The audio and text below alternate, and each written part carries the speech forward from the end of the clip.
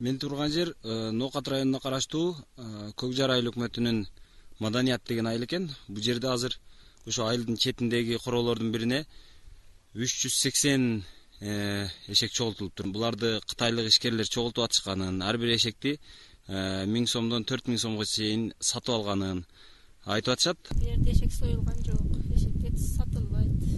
Бизде договордо Трюбойдон алып чыгып кетебиз деген. 10 декабргача ошо Трюбойдон алып чыгып кетишет. Бул жерде бирде эшек союлган жок, союлбайт.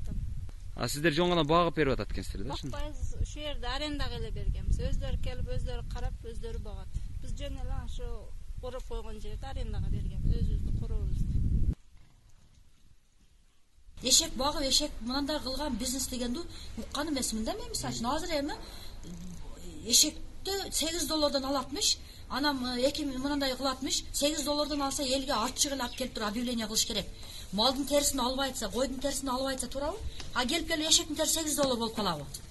Ондой мен билбейм, бул кайсы немеге сатылат. Болсо биз деле сатып жетишпеген үй бүлөлөр эшегин алып чыгып сонда сатпайбы эле? Биздин кыргыздар байып кетпейби ондой болсо? Жанагы жеке ишкер өзү кабыл кылып макулдашып өзара договорлор бар экен, көрдүк келишимдерин. Ошол биздин жеке ишкер жана куроодун ээси менен ошол компаниянын договорлору бар экен. Ветврач алып туруп биздин айылда ветврач бала бар экен. Ошону айыл өкмөтү билбей, анан кийин угуп, айыл башчысынан угуп калып анан зыбаңдап, бул эшекти кайдан алдыңар деп сурамжылап анан ушул тополоңго чыгып атпайбыз. Бул айыл өкмөтү менен деле договор түзбөйт экен да. Жеке ишкер иш менен түзүп эле айыл өкмөтү билбей да калышы мүмкүн. Бизден 8 километр алыстыкта жайгашкан ал короочу. Чындыгында бирөө барса гана, адырга барган адам гана көрөт да, айылдагылар билбей калышы мүмкүн.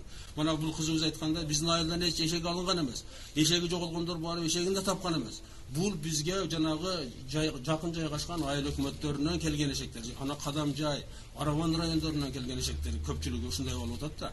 Анан жанагы айтып аткан өлүмтүк эмелерге атайын яма кылып көбөлөп койгонбуз дейт. Ошолорду өлгөндөрдү ошон үчүн ветврач карап өзүнүн мөөнөтү келгенде жок кылып, анан кийин калганын дарылап, багып, анан алып кетебиз деп ушундай деген убадаларын беришти.